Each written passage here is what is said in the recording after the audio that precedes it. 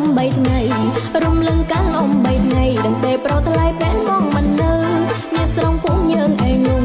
បណ្ដុលបន្តាបនព្រៀងដែលមានតែជាងលងហងទៅជួយក្រុមភ្លឺស្រីពើក៏ជួយបណ្ដាបើចាញ់ងន់ខ្លាចខ្មាំងគេ